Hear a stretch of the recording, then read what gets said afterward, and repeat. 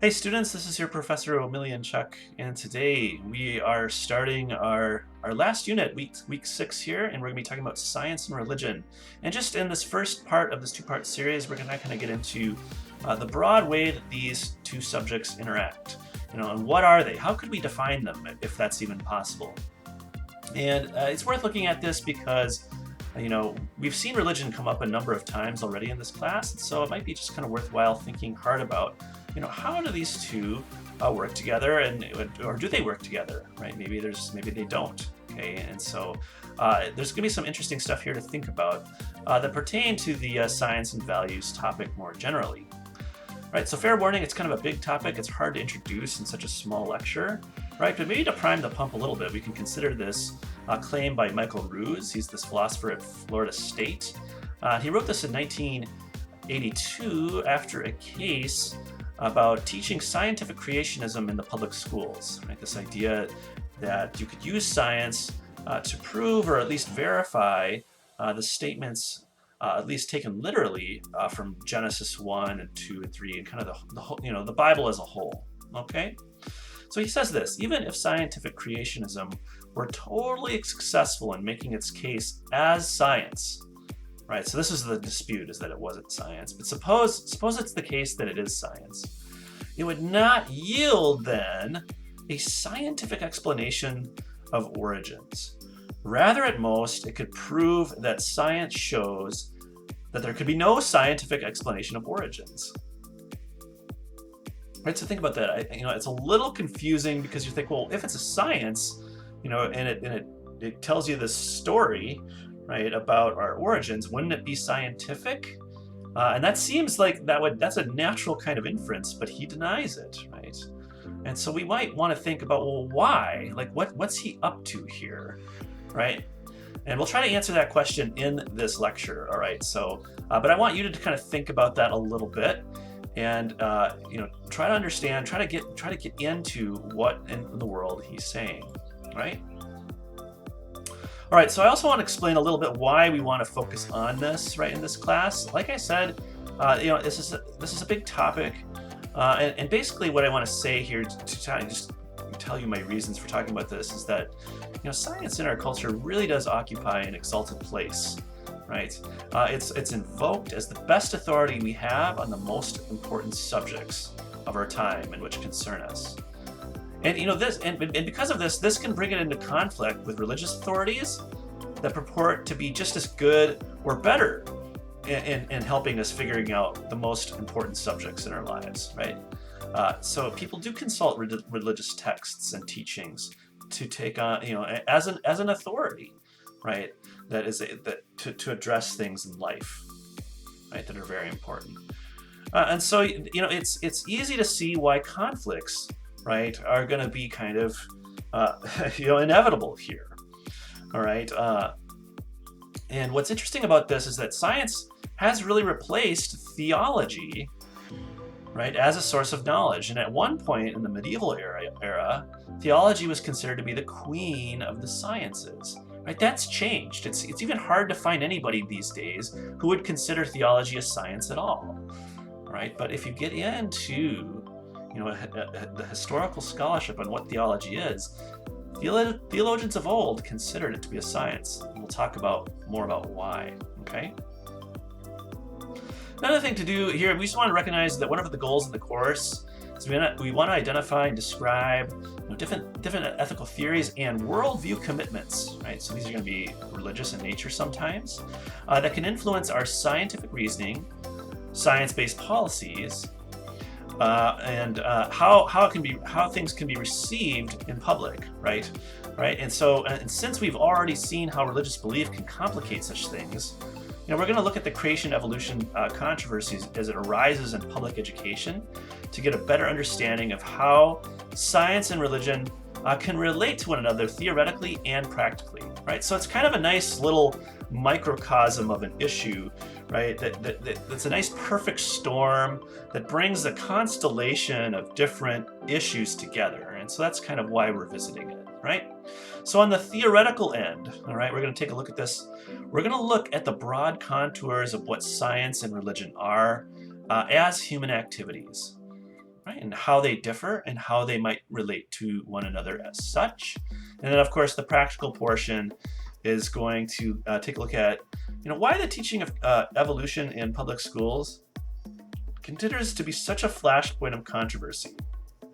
Right? I mean, religious people have wanted some sort of criticism of evolution taught in the public schools, for decades now, and formally it's gone to the Supreme Court, since the early 1980s, and the most recent court case that was a big one was in 2005.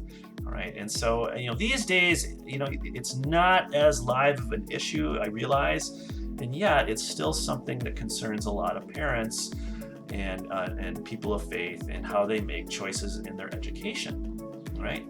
And so we're going to talk about whether allowing, an alternative view like intelligent design theory, to be taught or mentioned, would be harmful to science education here. So let me write that here. Okay. Now, the overall goal here is to get us thinking harder about how science is received in the public square and how it can be framed in public policy disputes. Right? So that's one thing that's going to happen a lot. Even in some of you are aspiring scientists, you have to kind of actually really learn how to be cognizant of how things get received in the public square and how you frame what you're talking about.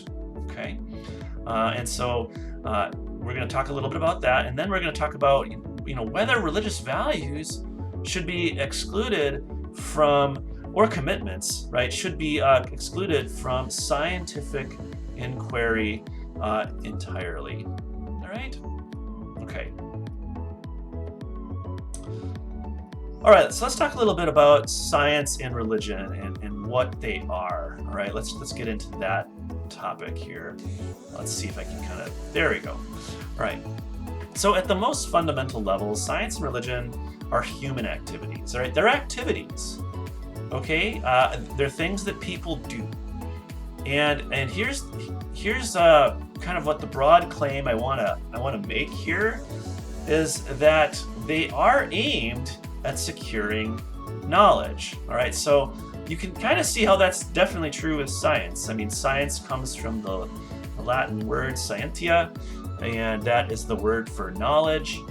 All right, and so science then is a body of knowledge and practices that studies the natural world, right? So you learned about how this kind of word originated and started getting used in the reading by Helen de Cruz, and people who were doing science experiments and investigating nature for a very long time were called natural philosophers, right? So science, as it's practiced today, it could be traced in its genealogy, if you will, to philosophy, right? But the branch of philosophy was called natural philosophy. It was about securing knowledge about the natural world, right? So we have knowledge and practices that are aimed at studying the natural world, and that seems pretty straightforward.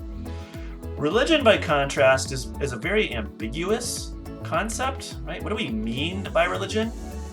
And this is hard to figure out sometimes. Certainly our First Amendment lawyers have a tough time figuring out exactly what religion is and what the Constitution is protecting and what it isn't, right? So it's tough, okay? But in general, it can mean different things, things like practice, right? So practices, I mean, you just think of like the Christian religion, like baptism is a practice. And how do you do baptism? Do you baptize the babies? Do you sprinkle them with some water, or do you gotta dunk them, right? A full immersion. Okay, those are issues of practice. And a word like faith is also very ambiguous. That can mean all sorts of different things. Some definitions of faith are better than others. If you take religious people's kind of best interpretation of faith, I mean, it often has to do with having a sort of confidence or trust in something. It leads you to act. All right, it's the sort of thing that you don't have 100% certainty about things, and so you have to kind of take a step anyway based off, and it's not contrary to evidence, right? You can have evidence and have faith, But, you might have to, there might be a gap there. And so you might have to kind of take a step, right, of faith, right, and kind of go with what you got, right? That's a way of kind of thinking about faith, that confidence and trust idea. You can have faith commitments. That's a different understanding of faith. And that's usually related to the kind of, the articles of faith, the doctrines of a faith that come out of the work of theology. And theology is sort of what we want to talk about when we talk about science here, or and the relationship with religion, is that science and theology are the two things that, how do these two things relate? Now, classically, the idea is that theology functions like science in that it pursues knowledge through certain practices and methods that focus on the supernatural in ways that may have implications for the natural world. Okay, so it doesn't exclusively focus on that supernatural. I mean, that, theology proper is the study of God. And so theologians, if they're truth-seeking in their discipline, are trying to generate truth claims about God and about the supernatural world and distinguish them from false claims, right? And so it's aimed at securing knowledge, right? And so this is a tradition that carries on today. It's very much a minority view, right? But if you look into the work of philosophic theology, right, you will find people doing this sort of thing. They are trying to secure knowledge, what's true and false about the supernatural realm. Okay, all right. Okay, so another thing to kind of just another caveat to give you here is that sometimes you hear that it's said that the belief, there's sometimes it's said that religion operates by faith and science operates by reason, right? So you have this kind of contrast, faith versus reason. And that's just a little too sloppy, okay? And there's reasons why this is the case. You can have what might be called faith commitments in science insofar as that scientists do begin with certain unproven assumptions. So here's one: we can trust our empirical senses, or there's an external world to be studied. Okay, so look, I don't know if you ever took a philosophy class, an intro philosophy class, and you had a teacher say, well, how do you know that we're not like a brain in a vat? And how can you trust your senses, right? What if we all live in the matrix, and we don't have any kind of real contact with reality? Suppose we're being deceived by an evil genius. Okay, so those kinds of classes usually give philosophy a bad name, all right? And scientists, I've taught this class once before, and I raised this kind of issue, and you kind of get a reaction of scoffing, like that's just I don't know what's going on here, but that's just like some kind of silly philosopher's thought experiment, right? But that is like a kind of skeptical argument, right? And so what scientists do is they just bracket that whole argument, right? And they think, well, we want to do science, so we're just going to set those issues aside. And that's okay, right? There's nothing wrong with that. It's not like you're being unreasonable in doing something like that, okay? And so, but it's a kind of faith commitment. We're going to trust, we're going to have confidence in our empirical senses, right? Unless, we have a reason not to be, okay? And you might have to run some tests to show that they check out, or you have to correct them, right? Okay, and then if you think about theology, right, that does test its claims by relying on logic and reason. So if you read some high-level theology, if you sit down and you read Thomas Aquinas, which is not going to be easy, you're going to be overwhelmed pretty quickly. Or if you look at some of the modern-day contemporary philosophers of religion and philosophical theologians, they're using high-level technical, modal logic. And it is not easy stuff, right? I mean, it isn't just, hey, we're going to declare this to be true because that's how we've interpreted the Bible. It's like, no, there's a coherence here that they're seeking to establish, and they're using logic and reason to do it. Okay, so that's just kind of a sloppy thing I'd like to get out of the way. All right, and let's kind of move on now to a little bit more about, how do we specify, let's ask this question, how do we determine what's science and what isn't? All right, this is kind of an interesting question. Michael Ruse, who I mentioned earlier at the beginning of the lecture, he wrote a book, But Is It Science? Right, and so this is kind of an interesting little study about like, what's the difference between science and pseudoscience or non-science, and what's the criteria? What distinguishes a human activity as science apart from one that's not? Right, and this ends up actually being kind of a tough little question. It would seem obvious, but of course, like most things in life, it isn't. Now, one really popular criteria is the criteria of falsification. This was put forward by a philosopher named Karl Popper. And Karl Popper is an interesting guy, largely because he was raised in Vienna in I think he was like 1920s or something like this. And what's really big in Vienna at the time is psychoanalysis from Freud, and also Marxism, obviously from Karl Marx. And the thing is, he said this is kind of funny. Whatever happened in life could always be confirmed by psychoanalysis or Marxism, right? He says the truth appeared to be manifest. Unbelievers were clearly people who did not want to see the truth and refused to see it because they were blinded by their class interests or some kind of repressed memory that was still unanalyzed, right? And so, here you have these theories, Freudianism and Marxism, that purport to explain everything. Right? And there's just no counter evidence that you could bring to them. Everything that you bring to them just confirms the theory. And he finds this to be just like, there's something suspicious going on here. There's no way that we could ever make this false. And so it's not scientific. Right? So Popper is a guy who rejected Marxism and Freudianism for being pseudoscientific because they weren't falsifiable. There was no counter evidence that you could bring, no empirical evidence that you could bring to the table that would say, these things aren't actually true. The predictions that they claim aren't falsifiable.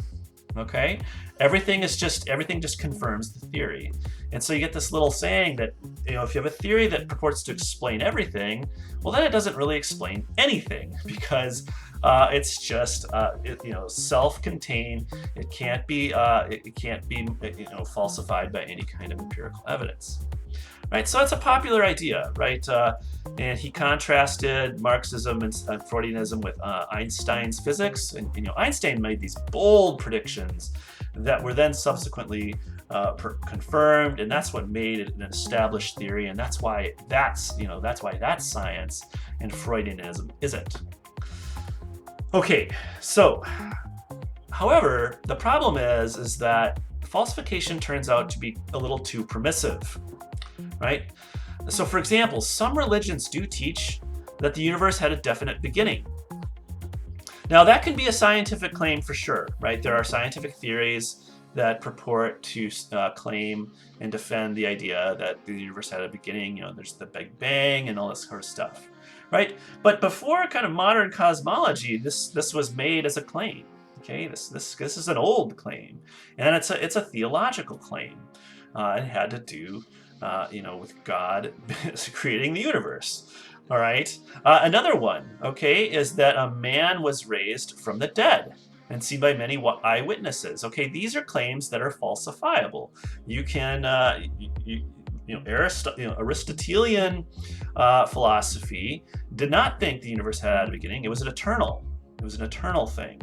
Okay, so you could marshal evidence from that aspect, all right? Obviously, people who are skeptical of miracles or the resurrection, all right? This was one of the big controversies surrounding the origin of Christianity, right? Is that this didn't happen, okay? These things are falsifiable, but they're not necessarily scientific because they depend upon miraculous divine intervention. All right, so let's focus on things like miraculous divine intervention, right? And think that, okay, maybe that's where things are kind of going wrong here.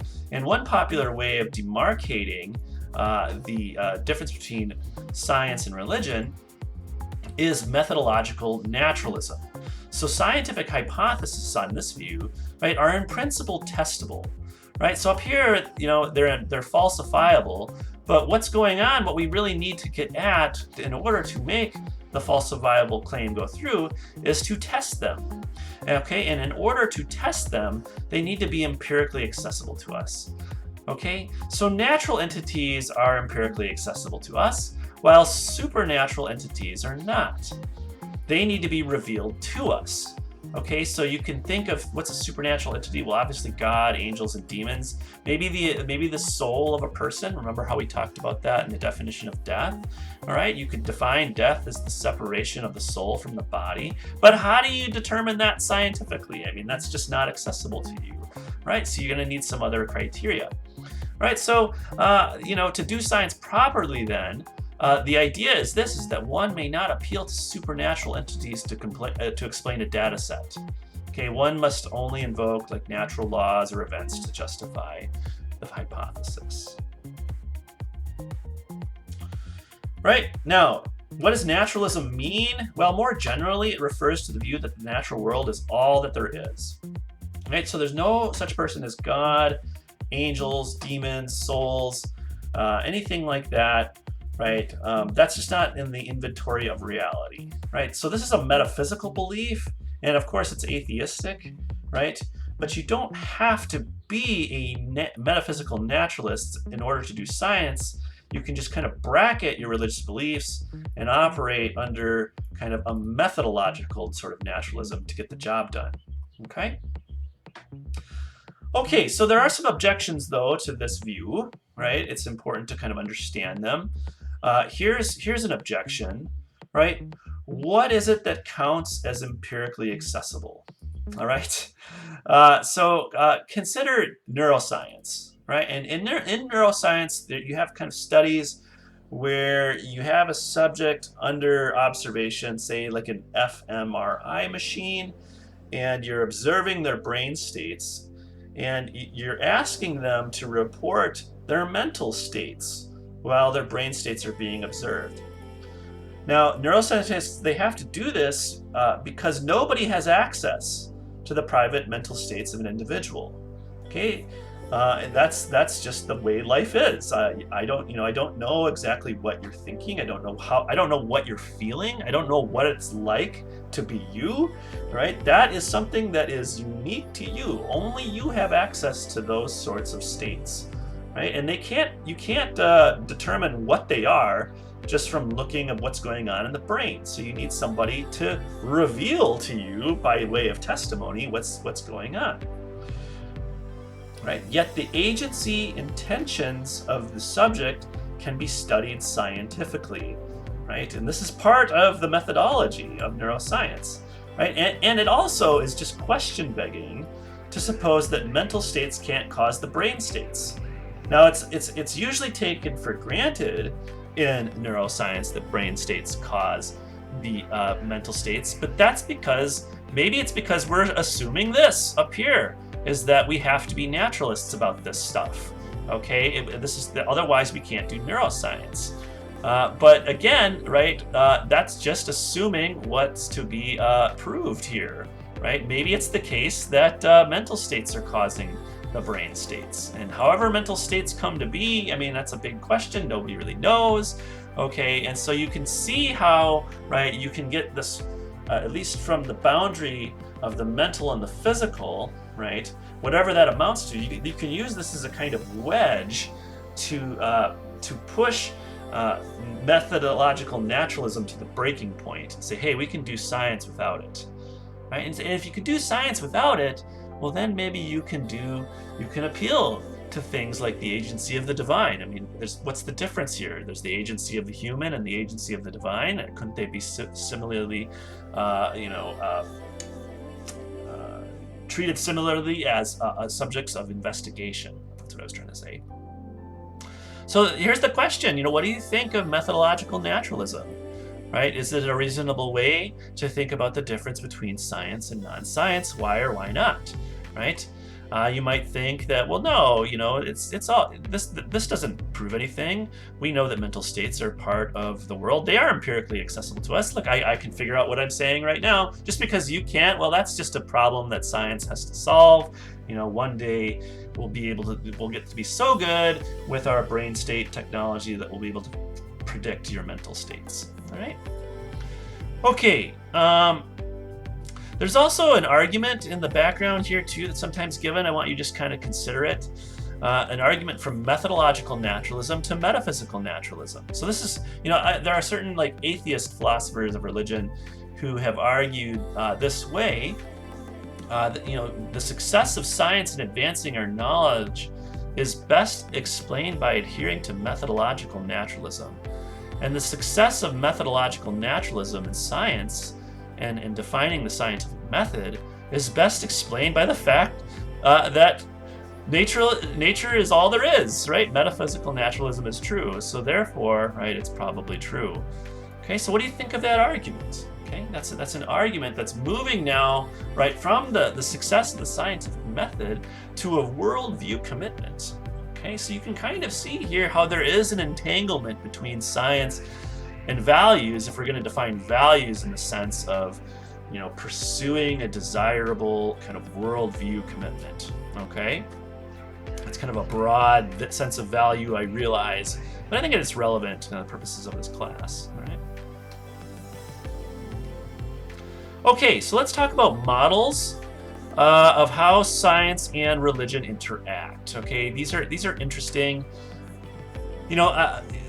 There is an interesting objection that there just isn't such a thing as science and such a thing as religion. All there are is propositions that fall out of science and propositions that fall out of religion, and then you have to kind of make sense of those. I'm actually kind of attracted to that view, and I think that makes sense. I think it's a little more specific.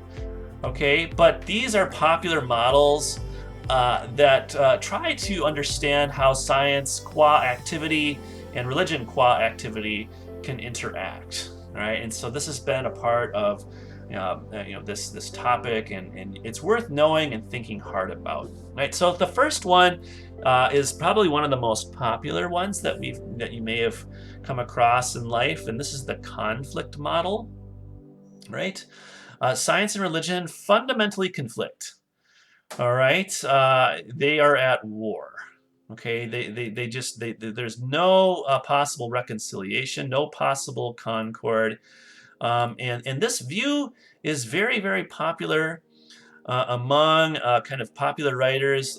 Like here's one by Jerry Coyne. He is a retired evolutionary biologist from the University of Chicago, and he wrote this book called Faith versus Fact: Why Science and Religion Are Incompatible.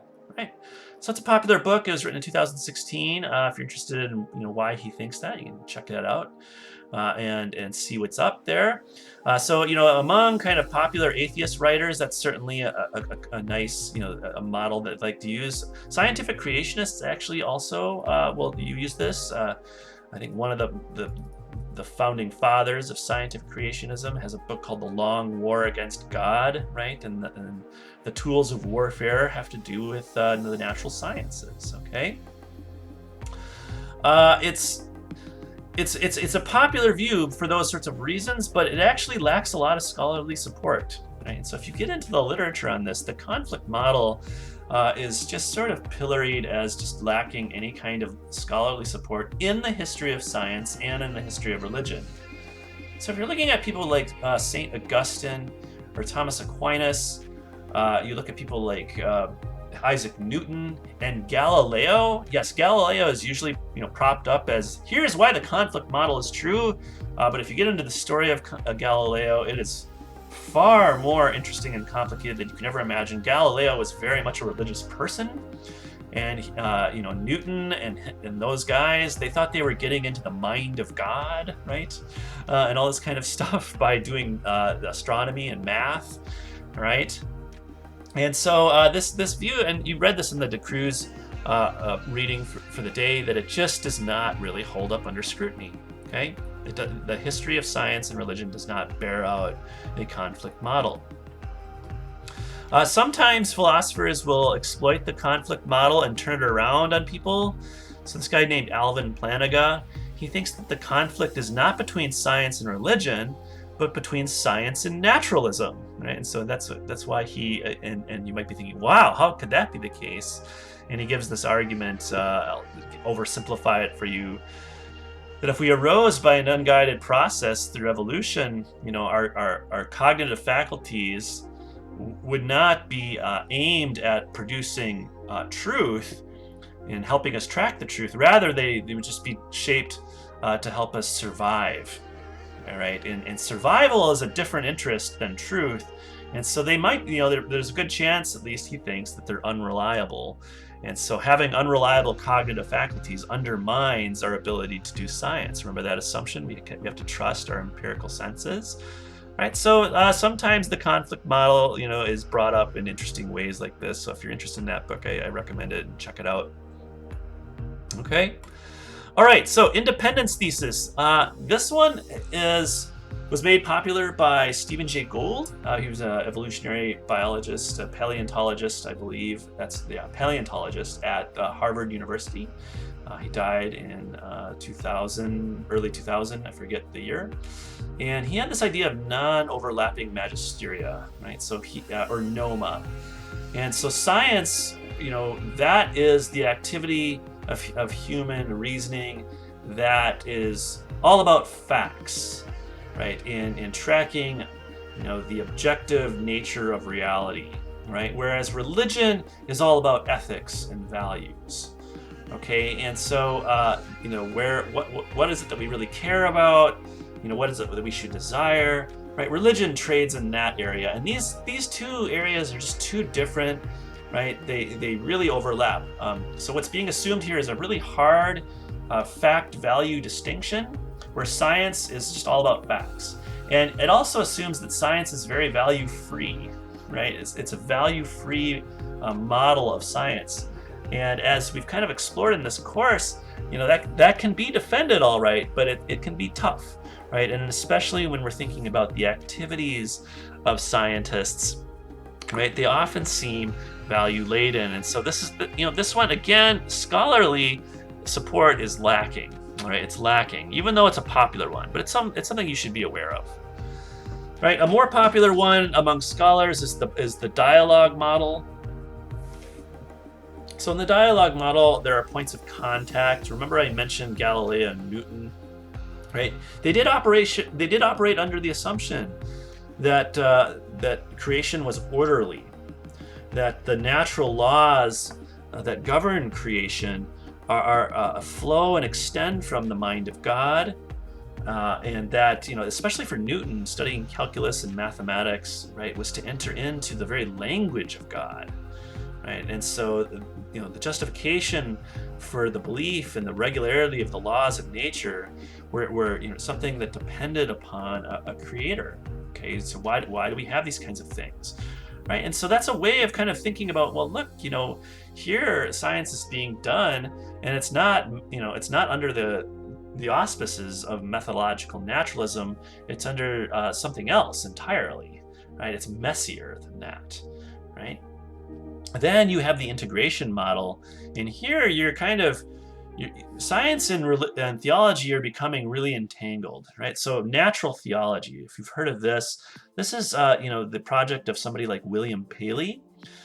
He was this guy who thought, hey, if you see like a watch on the ground, you're gonna infer that there's a watchmaker, and you could also take this analogy and impose it on nature. You're going to we see design in nature all over the place, right?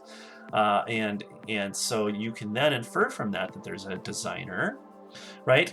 Or maybe you could go the other way, right? There's natural atheology. And so one popular form of argument is to look at examples of crappy design in nature and think, well, this is so just, ad hoc and stupid and inefficient that, if there were a divine agent designing things, the designer wouldn't do it that way, right? And so what has to be in place is some more, some other natural process, like maybe unguided evolution through natural selection and random mutation, right? So that's a way of kind of like integrating these, scientific observations into theological beliefs.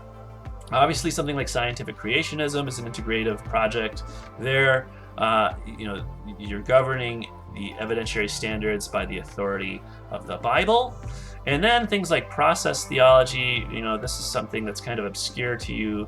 But here, the idea is that the relationship between God and the natural world is very close. And as the world evolves, so does God. Okay? And so anyway, those are interesting kind of models about how you might think science and religion interact. And I just want to ask you, which of any do you think is the most plausible one to you? All right, so that's the lecture for today. If you have questions, just shoot me an email, and I will talk to you later.